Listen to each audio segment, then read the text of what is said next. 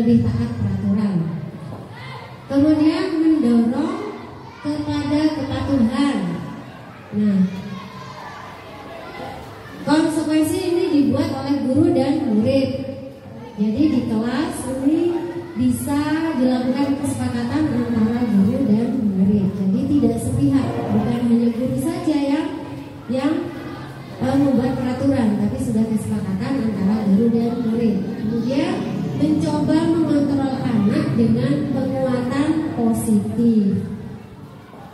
Kemudian yang berikutnya yaitu restitusi. Restitusi ini dalam restitusi murid belajar bertanggung jawab untuk mempertanggungjawabkan perilakunya atau perbuatannya.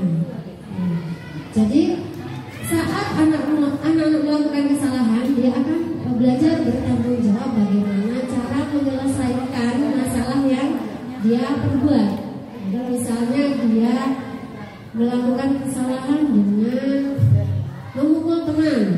Jadi nanti guru akan memanggil murid tersebut dengan cara restitusi, kemudian menanyakan, kemudian memberikan solusi bagaimana cara menyelesaikannya. Jadi mendorong murid untuk belajar bertanggung jawab atas perbuatannya, ya, perbuatan yang sudah diperbuat. Kemudian mendorong disiplin positif, dan dalam restitusi ini anak akan belajar untuk bisa memecahkan masalah. Okay. Jadi untuk bisa memecahkan masalah, dengan kata lain anak akan bisa bertanggung jawab atas perbuatan yang telah dilakukan. Kemudian anak paham bahwa dirinya sendiri yang memegang kendali atau memegang kontrol, ya, di dalam hidupnya. Next.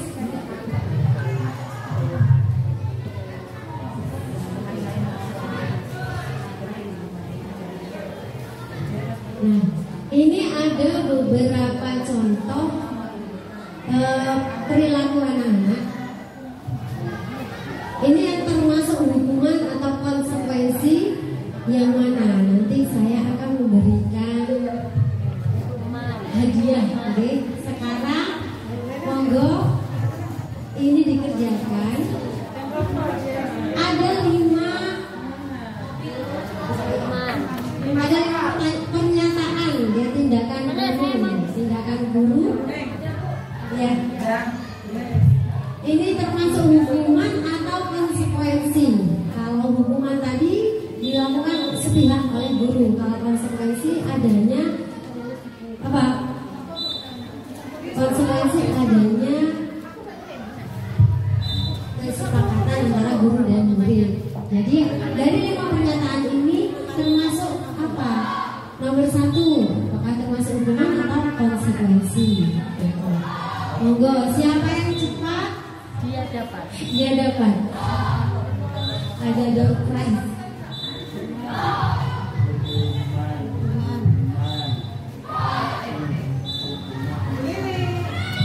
Wah, tidak.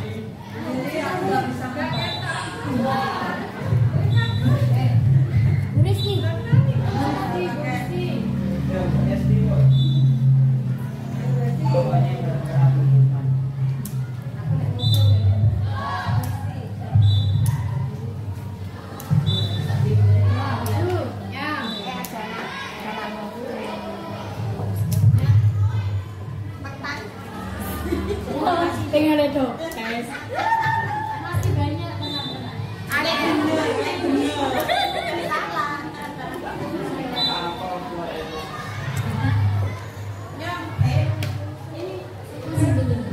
aku nggak dikejar. Coba nggih. Mulai yang pertama, mencatat 100 kali.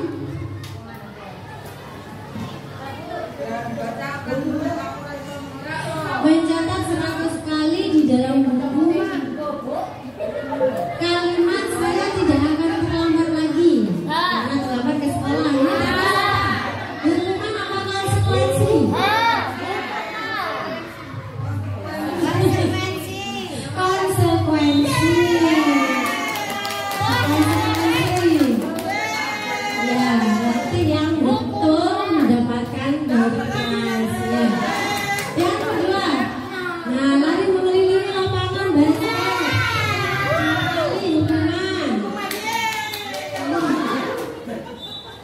Yang ketiga, membersihkan coretan yang dibuatnya di meja tulis. Iya, merupakan sanksi atau konsekuensi. Yang keempat, murid diminta untuk push up 15 kali karena tidak menggunakan masker, hukuman. Disuruh push up berarti termasuk hukuman. Dan yang kelima, menggantikan kertas tugas semuanya yang telah dicoret-coret.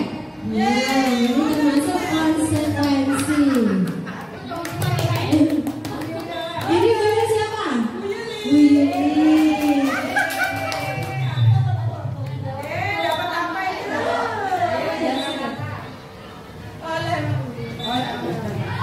Hebat Yuli.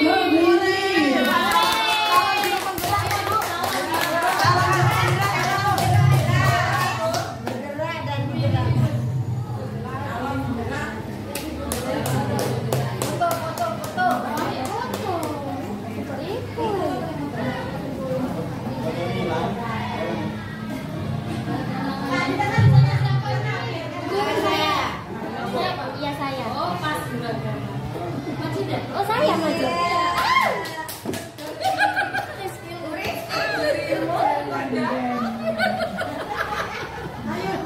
Damang bulan. Harus dapat 4 kali berarti. Kayak yang mana? Oh, yang dapat Bu Rizky nggak dapat. Yang selanjutnya ini Fadlia. Monggo. Sahabat. Westi ya Bu. Westi.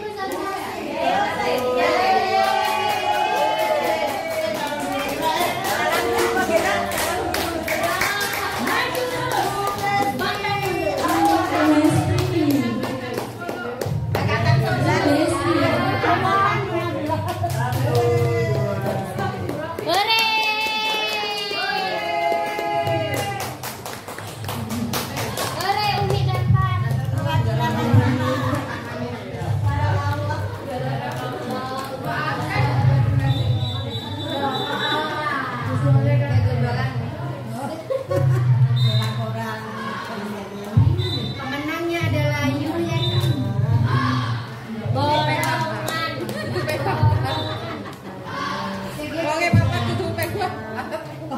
Terima kasih sudah berpartisipasi tadi ya dari.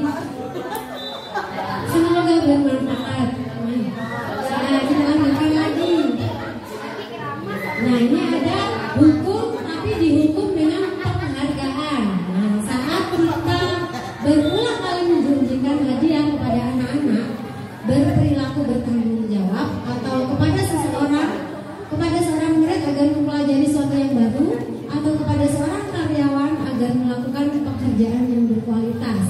Nah, di sini kita berasumsi bahwa mereka itu tidak dapat melakukan atau mereka tidak akan memilih melakukannya. Itu yang disebut dengan dihukum oleh penghargaan. Nah, next.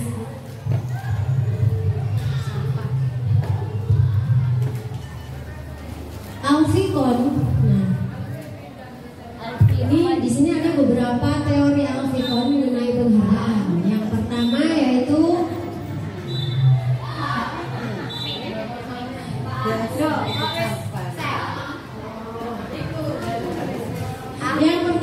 penghargaan efektif jika menginginkan seseorang melakukan sesuatu yang kita inginkan dalam jangka waktu pendek. Kemudian jika kita menggunakan penghargaan lagi dan lagi, maka orang tersebut akan bergantung pada penghargaan yang diberikan serta kehilangan motivasi di dalam melakukan sesuatu. Kemudian penghargaan menghukum mereka agar tidak mendapatkan penghargaan, misalnya dengan sistem ranking. Mereka yang mendapatkan ranking 2 akan merasa paling dihukum karena tidak mendapatkan ranking 1. Kemudian memberikan penghargaan dan hukuman adalah hal yang sama karena keduanya mencoba mengendalikan perilaku seseorang. Itu yang bisa saya sampaikan. materi yang selanjutnya akan disampaikan oleh teman kami, yaitu Bu Septi. Monggo Bu Septi dipersilakan. Sekian dulu dari saya. Kurang lebihnya mohon maaf. Wassalamualaikum warahmatullahi wabarakatuh.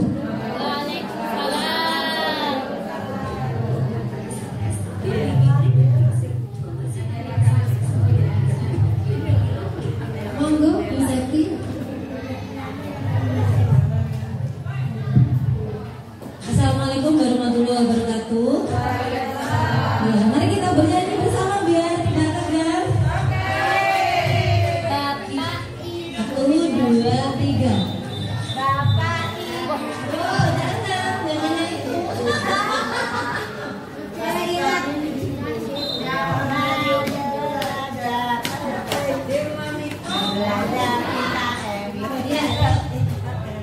Kita bisa bersama mengubah dunia, percaya pada diri demi cita-cita, belajar, bergerak, bermakna. Biar dekat. Aku bisa belajar dari ilmumu, kamu bisa belajar dari yang ku tahu. Belajar, bergerak, bermakna.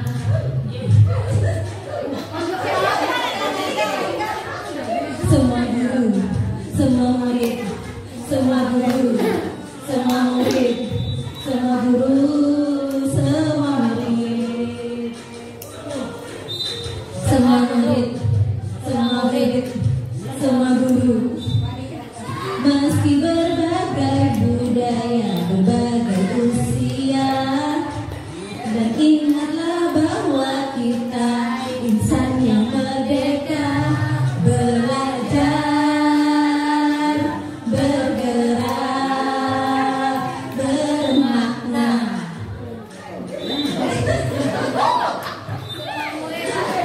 Semua murid, semua guru, semua murid, semua guru, semua murid, semua guru, semua guru. Gimana sudah terasa mendengarkan? Iya, ya, itu tadi adalah salah satu lagu penyemangat kita di pagi hari ini, supaya kita lebih mengingatkan lagi bahwa kita itu selamanya adalah belajar, ya, belajar dari murid kita, belajar dari rekan sejawat kita, belajar dari selingkungan kita. Semua yang ada di lingkungan sekitar kita itu adalah komunitas atau semuanya sarana belajar bagi diri kita sendiri. Selama nafas masih berhembus, kita adalah pembelajar sejati. Gitu ya Bapak Ibu. Coba kita ingatkan lagi bahwa tujuan kita jadi pendidik, walaupun kita tidak jadi guru, tapi kita di rumah tetap jadi pendidik, ya. Jadi pendidik untuk anak kita. Jadinya ditambah lagi kita jadi seorang guru. Jadi murid kita pun ada 28 siswa, semuanya adalah pembelajar kita. Kita bisa belajar dari karakter-karakter mereka, kita juga bisa belajar dari kepribadian mereka. Jadi kita harus terus mengayomi mereka untuk belajar. Ingat tadi lagunya, belajar, bergerak, bermakna. Jadi kita belajar, kemudian kita bergerak, dan apa yang kita pelajari dan kita gerakkan itu bermakna bagi kehidupan kita. Kalau misalkan saya bilang guru penggerak, tergerak, tergerak, bergerak, menggerakkan, bisa? Coba lagi ya, 1, 2, 3. Guru penggerak, tergerak, bergerak, menggerakkan. Iya. Jadi motivasi kita sebagai seorang guru adalah yang pertama, kita tergerak hatinya. Hatinya tergerak untuk melakukan sesuatu, melakukan inovasi, melakukan kreativitas. Kemudian yang kedua, kita bergerak, jadi tergerak, bergerak. Setelah bergerak, kita itu berarti bisa bergerak untuk melaksanakan apa yang harus kita lakukan. Nah, yang ketiga ini tantangan kita, yaitu adalah menggerakkan. Menggerakkan ini gampang sekali. Biasanya gampang sulit, tapi enggak. Menggerakkan ini gampang sekali jika mendapat dukungan dari seluruh warga sekolah, seluruh keluarga. Ya, jadi keluarga kita juga mendukung, warga sekolah juga mendukung. Jadinya menggerakkan ini bisa terwujud. Sekarang saya ingin menghubungkan, menggerakkan itu maksudnya bagaimana? Menggerakkan bagaimana maksudnya adalah kita membuat keyakinan keras dan kebutuhan dasar manusia yang berkualitas.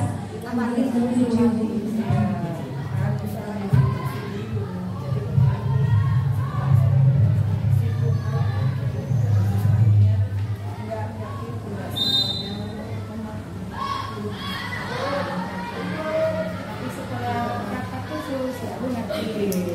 Makanya terus minta ayo ini yang penting kalau sudah kedua kalau pas depan mau angkat ngomongnya siap kami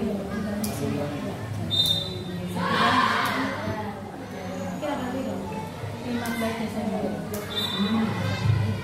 kemarin 15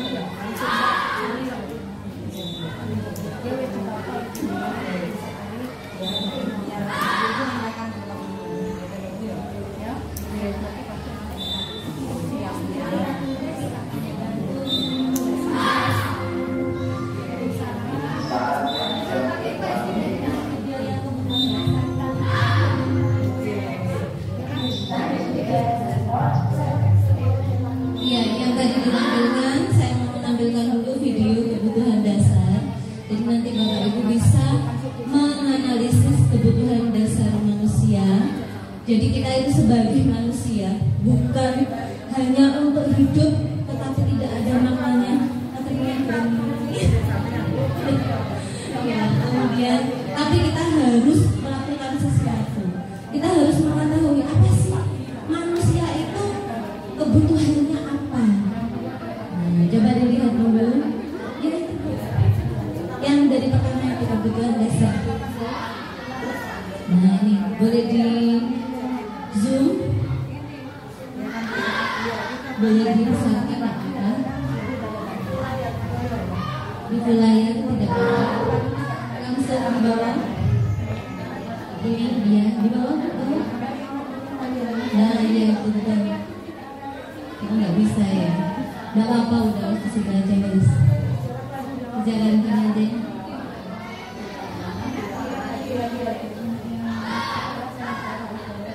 Nah, jadi kebutuhan dasar manusia itu bukan hanya makan dan minum, tapi apa aja Bapak Ibu Guru? Coba. Apakah perlu bersenang-senang? Bukan.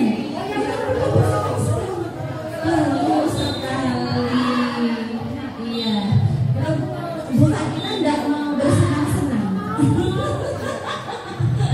Jadinya ya kita perlu refreshing. Kita juga perlu bersenang-senang. Apakah mungkin Bu Fadila bisa menyebutkan lagi kebutuhan dasar manusia? Apakah perlu kebebasan? Perlu. Kebebasan apa itu Bu? Kira-kira kebebasan mengeluarkan unek-unek, pendapat, kebebasan menyampaikan pendapat. Coba disimak dulu. Ini ada 5 kebutuhan dasar manusia.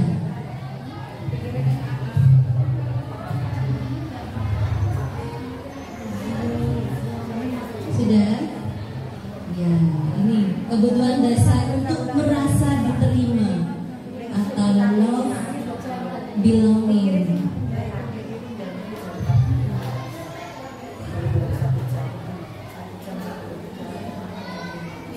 Yang selanjutnya adalah penguasaan atau power. Jadi penguasaan atau power. Selanjutnya adalah kebutuhan dasar yang pertama. Kebutuhan yang bersifat fisiologis, yaitu bertahan hidup. Ini yang paling penting. Ya, kita harus bisa bertahan hidup. Disimak silakan videonya. Misalkan kita kesehatan, rumah, makanan itu merupakan kebutuhan dasar manusia, yaitu kita bisa bertahan hidup. Kemudian ada kebutuhan biologis, kemudian yaitu kebutuhan tentang kerukunan, rasa aman, kekeluargaan ada di sini. Selanjutnya, agar murid dapat belajar dengan baik, nah kita harus memberikan rasa aman dan nyaman kepada mereka supaya mereka tidak belajar dengan rasa cemas atau rasa yang takut terhadap gurunya. Selanjutnya adalah kebutuhan yang diinginkan oleh semua guru, yaitu kesenangan, rekreasi. Ya, biasanya bisa berkelompok, di mana kita tergabung dengan keluarga dan teman kerja. Biasanya kita berekreasi bersama. Apakah di tempat yang satu kita pernah berekreasi? Oh, di sini sering. Ya, jadi ini kebutuhannya adalah yang selanjutnya diterima oleh kelompoknya. Jadi kalau murid diterima oleh teman-temannya, itu adalah kebutuhan dasar manusia. Nah, kalau sudah merasa diterima, maka mereka juga akan nyaman belajarnya. Karena kalau diterima sama temannya, berarti temannya juga ikut membantu seperti kita berkolaborasi. Pembelajaran dengan metode yang menarik dan beragam, itu salah satunya. Berarti kebutuhan dasar manusia itu apa? Ada apa aja Bapak Ibu tadi? Yang pertama adalah kebutuhan bertahan hidup, benar sekali.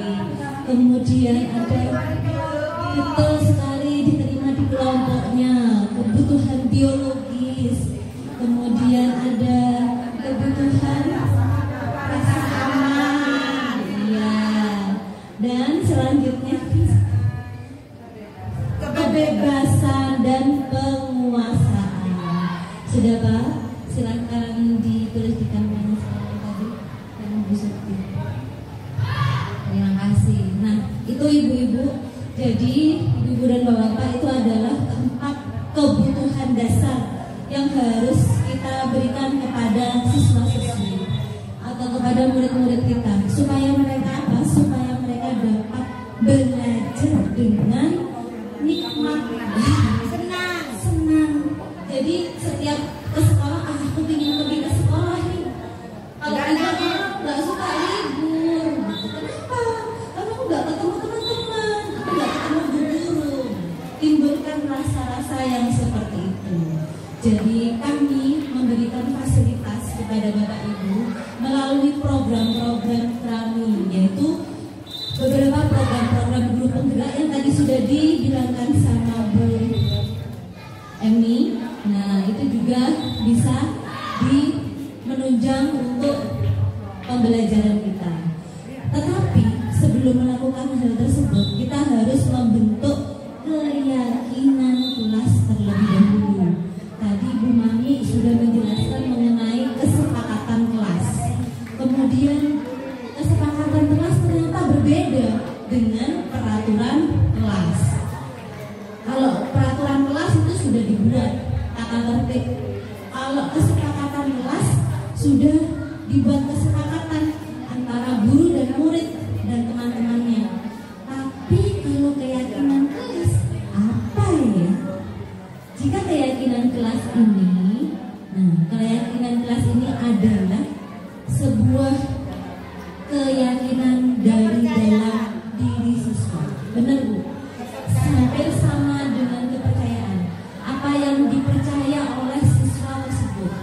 Jadi keyakinannya, misalkan saya naik sepeda motor pakai helm, yakin saya nggak dicegat sama polisi, nggak diberhentikan sama polisi, sudah yakin saya. Seperti itu. Itu adalah keyakinan saya.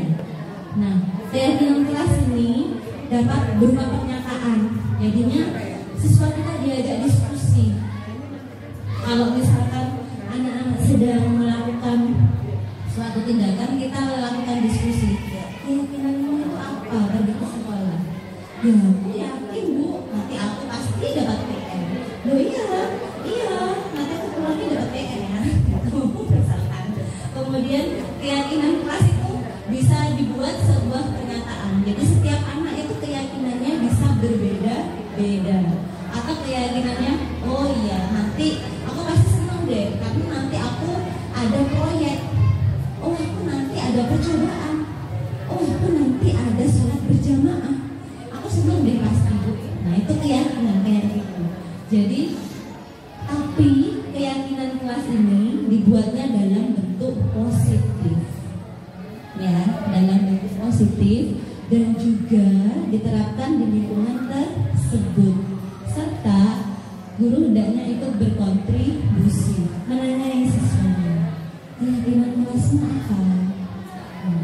apa.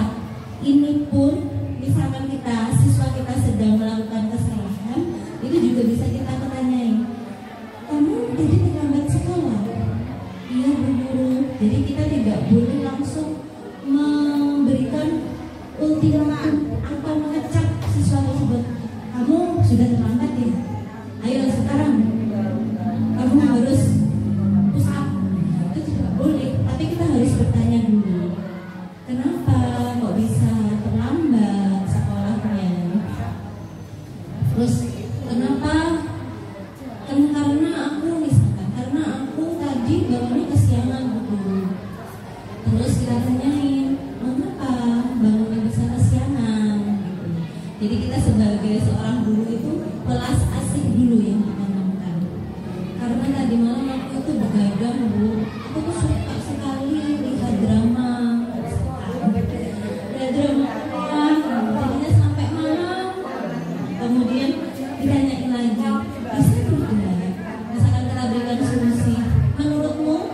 Menurut keyakinanmu itu salah apa benar? Salah Bu. Aku sudah yakin itu salah. Misalkan gitu. Nah itu menimbulkan keyakinan kelas, kemudian memunculkan dari kesadaran diri siswa tersebut. Nah, jadi dengan adanya keyakinan kelas ini, orientasi kepada siswa tentang kesepakatan kelas itu menjadi penting. Gitu ya. Dapat dijadikan poster juga. Dibuatkan poster. Jadi anak-anak setelah melihat itu, wah, ini berarti keyakinan kelasnya yang harus, atau kesepakatan kelasnya yang harus kita taati bersama. Hasil keyakinan kelas ini nanti bisa kita sepakati dengan siswa dan wajib disosialisasikan secara bersama. Lanjut. Ya. Nah, setelah siswa-siswa kita itu sudah yakin dan merasa nyaman, aman, kebutuhan dasarnya sudah terpenuhi. Nah, ini saya ingin meminta tolong kepada Bapak Ibu guru semuanya untuk membuat lebih bersemangat lagi siswa-siswi dalam pergi ke sekolah. Bagaimana caranya? Dengan mensukseskan program yang sudah kami buat. Itu program yang sudah kami buat. Terus, ya. Nah ini, yaitu program asah-asih, yaitu ada sampah ambil agar sekolah bersih. Nah, program asah-asih ini akan kami berikan kepada siswa-siswi kelas 1 sampai kelas 6, yaitu mengadakan pemilihan kebersihan kelas, baik dalam kelas maupun di luar kelas. Nah, ini berarti kegiatannya tidak bisa langsung 1 bulan sekali, tapi setiap harinya dilakukan siswa-siswi, dibimbing oleh Bapak Ibu guru. Nah, kemudian memberikan apresiasi setiap awal bulannya.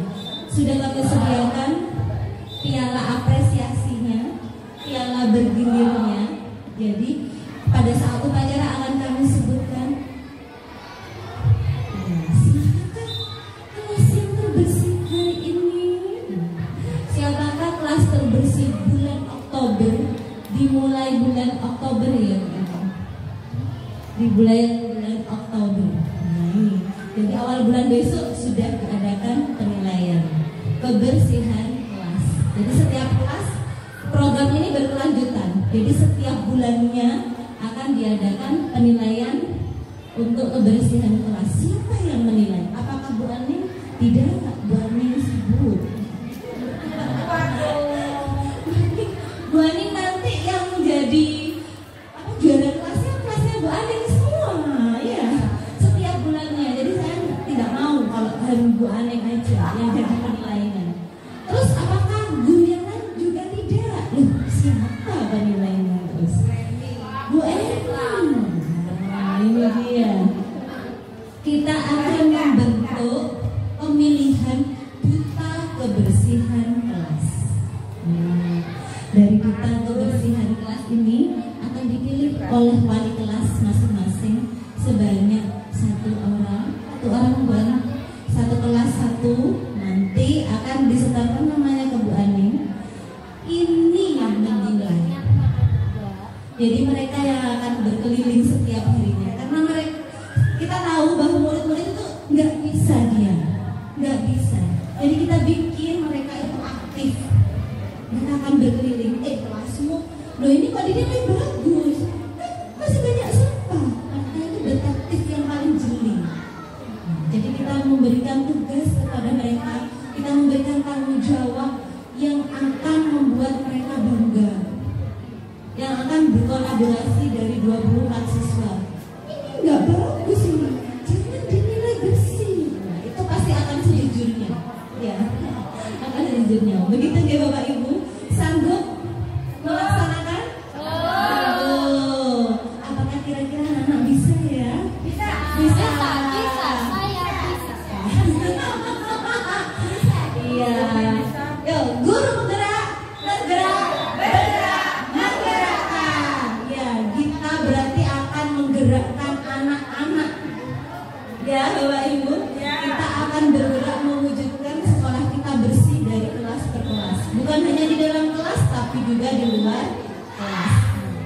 Tanamannya yang kering-kering, tanamannya nggak pernah disiram mau hidup. Gimana caranya? Kan nggak ada ya. Yang nyiram kan nunggu Pak kebunnya jalan-jalan 2 lantai. Nah, jadi harus diberi tanggung jawab. Silakan Pak. Untuk yang kedua adalah pengolahan sampah. Yang kedua adalah pengolahan sampah.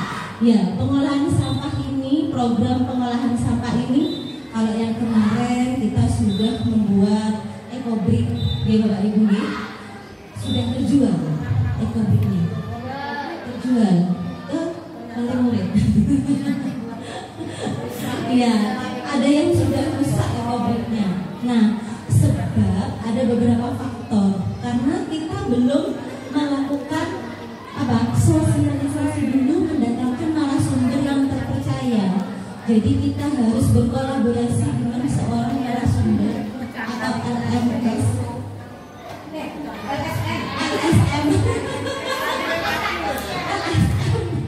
dengan LSM, yaitu narasumbernya yaitu Sobun Sahakal namanya, yang dibuka setiap hari.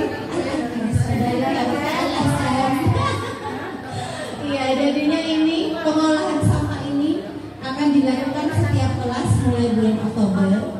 Nah, tapi kita akan mendatangkan narasumbernya dari Sobun Saka. Jadi membuat ekobrik bukan ekobrik yang bagus itu ada aturannya. Dan ekobrik itu manfaatnya apa? Itu juga ada. Bukan hanya dibuat kursi saja, bukan hanya dibuat itu, tapi bisa dibuat bangunan sampai. Bangunan apa? Bisa bangunannya dibuat fondasi. ada kekuatannya, harus berapa bobotnya wadahnya. Nanti kita akan mendatangkan narasumber dari Sobung Saka. Setelah itu kita akan mengadakan lomba pengolahan sampah setiap akhir tahun. Jadi ini bukan hanya untuk proyek P5 saja, tapi setiap tahunnya kita akan mengadakan panen karya tentang pengolahan sampah. Dan yang paling disukai ini mengadakan studi banding ke sekolah Adiwiyata. Di mana sekolah Adiwiyatanya Bu Mami? Di SD Al-Furqan. Kemudian di mana lagi Bu Mami? SD Darussalam. Kita akan mengajak siswa-siswi kita. Berarti yang diajak adalah duta kebersihan yang diajak ke sekolah Adiwiyata. Jadi ada 3 programnya untuk pengolahan sampah. Yang pertama akan mendatangkan narasumber dari Sobung Saka. Kemudian yang kedua mengadakan lomba pengolahan sampah. Dan yang ketiga mengajak duta kebersihan ke sekolah Adiwiyata. Apakah bisa menggerakkan Bapak Ibu? Bisa. Sudah menggerakkan tiap hari. Sekarang, nah untuk mendukung itu semua berarti supaya apa? Supaya bisa mendisiplinkan siswa-siswi. Program yang sebelahnya namanya ada disiplin belajar. Disiplin belajar ini Bapak Ibu kaitannya erat dengan prestasi siswa. Ini saya khususkan untuk guru kelas 1, kelas 2, dan kelas 3. Ya, untuk mengadakan program disiplin belajar setiap harinya. Karena saya mendapatkan tugas sebagai koordinator pembina lomba, dan kebetulan kita setiap lombanya itu dalam KSN membutuhkan 1 siswa untuk lomba bidang matematika dan 1 siswa untuk lomba bidang IPA. Kemudian dan saya itu merasa kesulitan dalam mencari bibit unggul dari 600 siswa. 600 ya benar? 670 hampir 700. Ini harus saya seleksi satu-satu untuk memunculkan 1 bibit yang bisa mewakili sekolah kita dalam ajang tersebut. Nah, bagaimana caranya? Kemarin saya sudah bertemu dengan siswa kelas 3 untuk diajak belajar. Ternyata mereka itu bisa loh mengerjakan soal kelas 4. Saya coba lagi di atasnya mengerjakan soal kelas 5. Bisa loh. Walaupun mereka bilang, oh nggak ngerti Bu Guru, tapi kayaknya ini jawabannya. Bisa lagi. Ya, walaupun mereka ya, ada Radika itu. Makanya mereka bisa loh Bu Guru, tapi kayaknya ini deh yang benar. Tapi kalau yang ini nggak benar karena alasannya ini bisa mengungkapkan pendapatnya. Nah, itu Bapak Ibu. Yang saya cari adalah siswa yang seperti itu, yang bertahan dengan pendapatnya, walaupun dikatakan salah jawabanmu yang A ini salah. Enggak Bu Guru, jawabanmu yang A ini benar. Karena aku merasa kayak gini. Karena ini merasa kayak gini. Nanti kita bisa membenahi pelan-pelan. Tapi dia sudah memiliki daya nalar kritis berarti ya. Nah, ini dia yang saya cari. Di mana saya mencarinya bukan di kelas 5. Karena kalau di kelas 5 itu sudah waktunya digempur, ya. Nah, kelas 4 juga masih belum. Jadi kita mulainya dari digempur mulai dari kelas 1, 2, dan 3. Dimulainya dari kelas 1, 2, dan 3. Tidak perlu banyak Bapak Ibu, 1 atau 2 orang saja. Mungkin ada yang punya potensi seperti itu.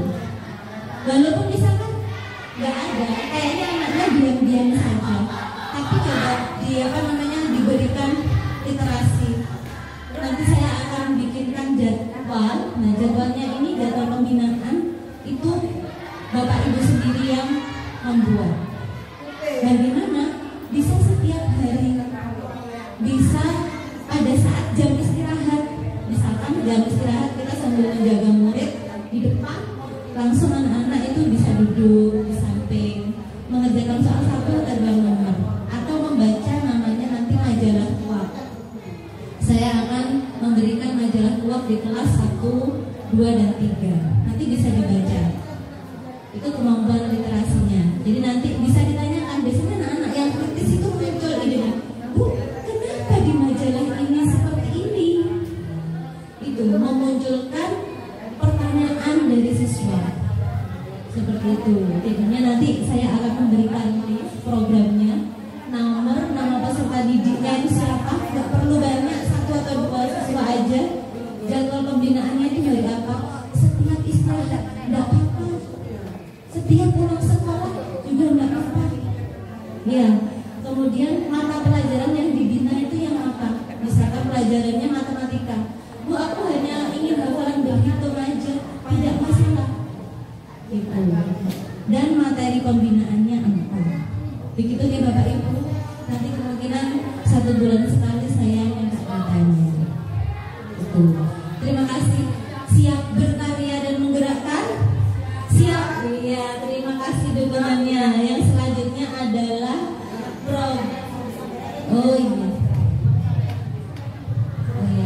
Untuk yang selanjutnya adalah program, karena kita sudah bersih-bersih, sudah belajar. Sekarang kita saatnya menetralkan diri kita, yaitu dengan beribadah. Beribadah ini kalau tidak disiplin juga bukan ibadah yang benar. Caranya dengan cara disiplin ibadah. Nah, disiplin ibadah ini kita sudah mengetahui bersama bahwa yang paling kurang terkoordinir adalah pada saat kita atau siswa-siswi menjalankan sholat zuhur ya Bapak Ibu. Sholat zuhur berjamaah. Nah, ini nanti akan disampaikan secara lebih rinci oleh Bu Lili bahwa program disiplin sholat zuhur ini maksudnya bagaimana. Kita harus benar-benar bekerja sama supaya anak-anak bisa lebih disiplin lagi, lebih tertib lagi ketika menjalankan sholat zuhur bersama.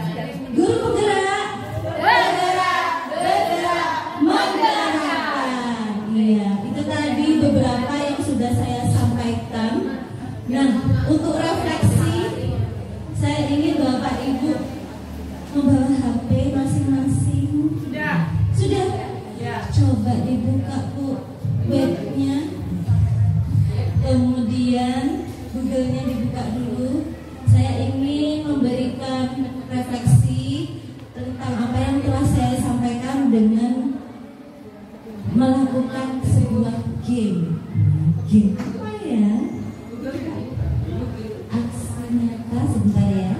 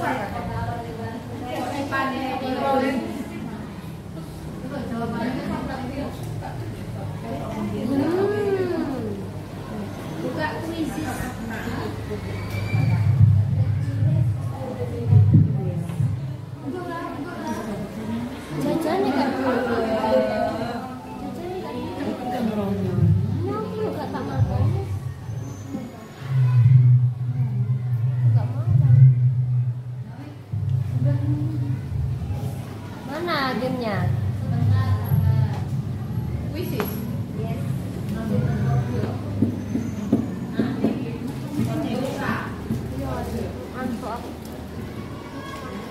Ada doorpress-nya cikgu. Iya. Doorpress-nya adalah sebuah tas Elsa. AC. Di akhir tahun. Akhir tahun. Iko yang dapat akhir tahun. Mati masing-masing.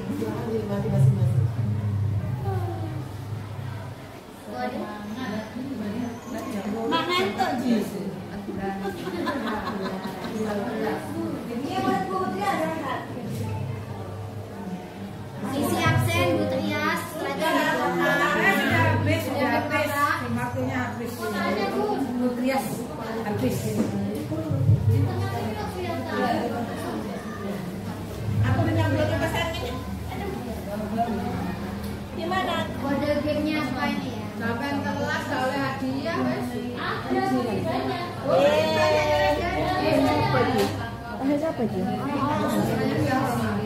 Data orang-orang yang belum bayar. Arah istirahat.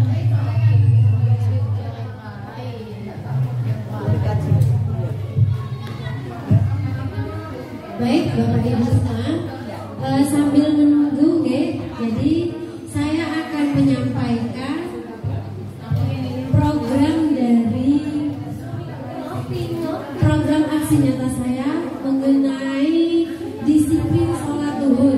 Nah, hal ini memang sudah ada, mohon perhatiannya. Program disiplin sholat zuhur ini memang sudah ada dan berjalan, tapi di sini akan lebih terperinci lagi.